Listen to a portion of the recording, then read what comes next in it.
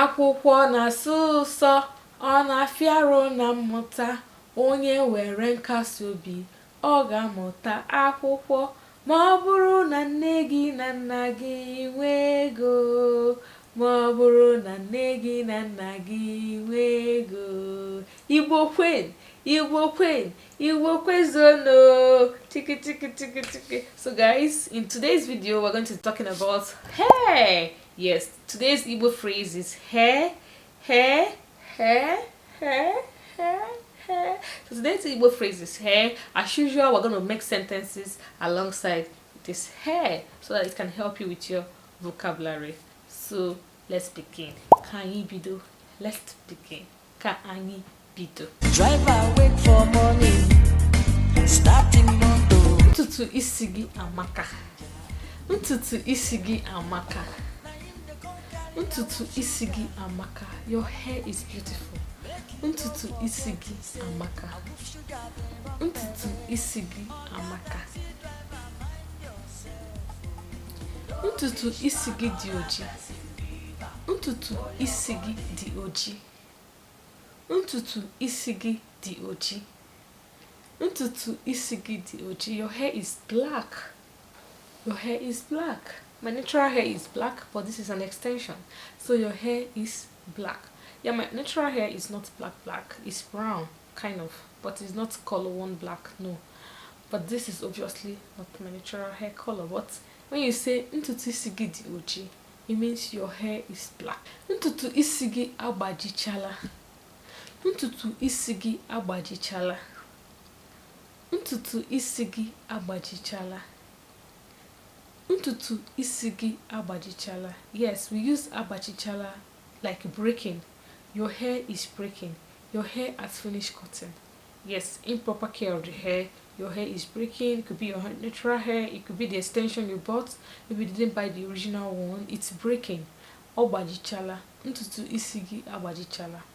Imere m mkpụọ isi m. Imere m mkpụọ isi m. Imere m mkpụọ ntutu isi m. Imere m mkpụọ ntutu isi m. Imere m mkpụọ ntutu isi m. Imere m mkpụọ ntutu isi m. Imere m mkpụọ ntutu isi m. You made me to cut my natural hair. You made me to cut my natural hair. Imere m mkpụọ ntutu isi m. Eji m aka m eme isi m. Eji m aka m eme isi m. Eji m aka m eme isi m.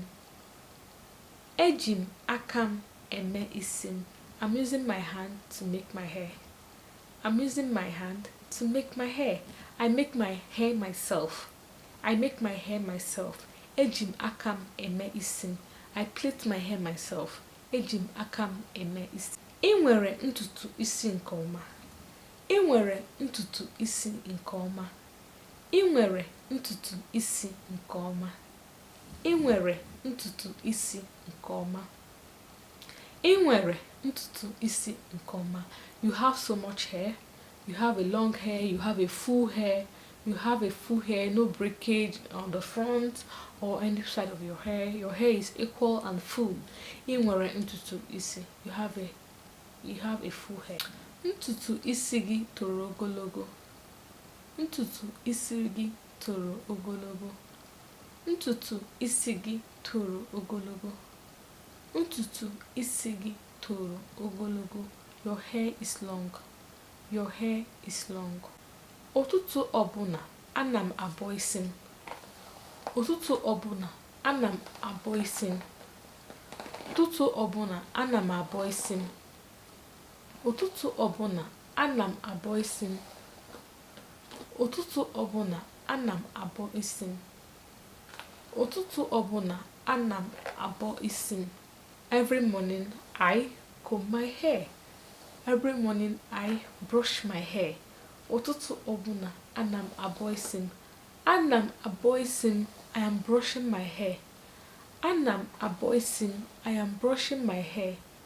Ana m abọ isi m. I am brushing my hair. Ka m gaa mezie ntutu isi m. Ka m gaa mezie ntutu isi m. Ka m gaa mezie ntutu isi m. Ka m gaa mezie ntutu isi m. Let me go and fix my hair. Let me go and wash my hair, or fix my hair, or braid my hair, or plait my hair, or just wear a new hair.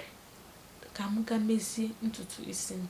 When you get to the salon, when you get to the hair place, you decide on which of the hairstyle to do. But when you're about doing it, when you want to do it, you say ka m gaa mezie ntutu isi m. Not basic, you didn't mention any style you want to do, but in general you want to visit a salon and you want to take care of your hair. So ka m gaa mezie ntutu isi m. Ka m gaa mezie ntutu isi m. Ka m gaa kee isi m. Ka m gaa kee isi m. Ka m gaa kee isi m. We basically use most of the time ka m gaa kee isi m like you're going to plait your hair or weave your hair.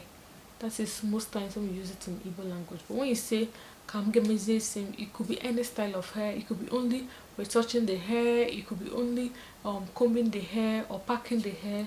But when you say ka m gaa kee isi m, people just think you want to plait your hair or you want to have a long braid on your hair. So that is basically it. Thank you guys for watching to this point. If you haven't subscribed, please try to do so. Share this video as well so you can reach a wider range of people. And please do have a lovely day. Bye.